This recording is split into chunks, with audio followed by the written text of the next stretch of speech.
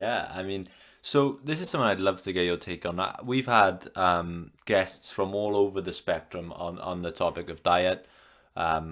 He's a good friend of the show, Dr. Will Bolshevich. He wrote Fiber Fueled. He he's a big proponent of the vegan diet, plant-based diet.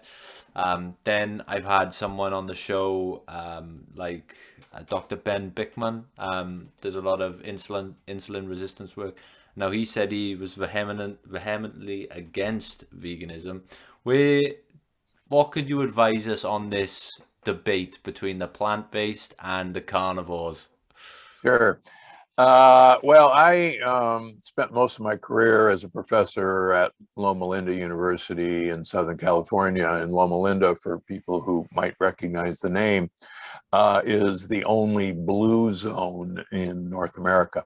And those are blue zones are people who live an extremely long time. And the Adventists, the religion, are primarily vegetarians and vegans.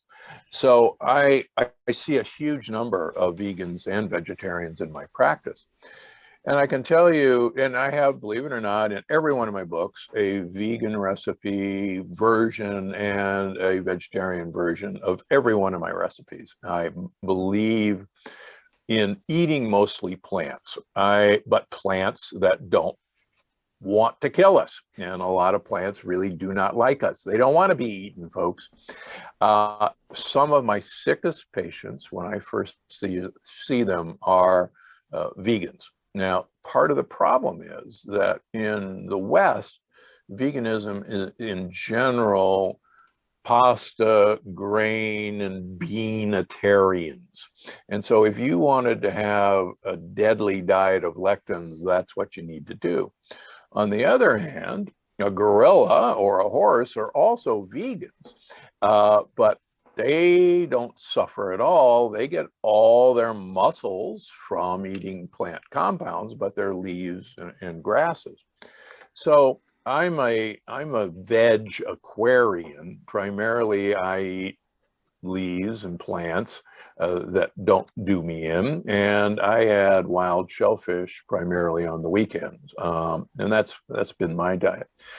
On the other hand, many people tell me that I am the father of the carnivore diet because the carnivore diet eliminates most all lectins, and so uh, I can tell you, as I talk about in the book, that I take care of a few people who experiment with the carnivore diet in a carnivore keto diet.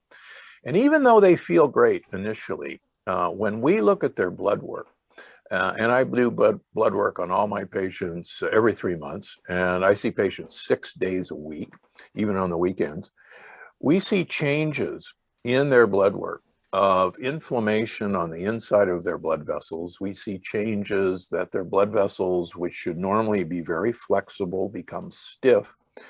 And it's almost like the scene from Jaws, where you've got this lovely young lady swimming on the ocean, and she doesn't know that right under her is a great white shark about to bite her.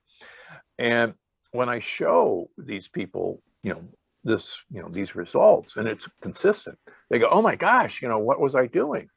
Well, part of the problem is, to get back to our previous point, these diets are devoid of soluble fiber that our gut microbiome wants to eat, has to eat, and it produces compounds that actually makes our blood vessels flexible, stops inflammation. So vegans, the way we practice it is a really mischievous sport. Carnivore diet and most of the high protein, high fat keto diets, same problem. It's bad stuff is going to happen. So my program is, hey, let's meet in the middle. Here's the good stuff about eating plants. Here's the bad stuff about eating plants.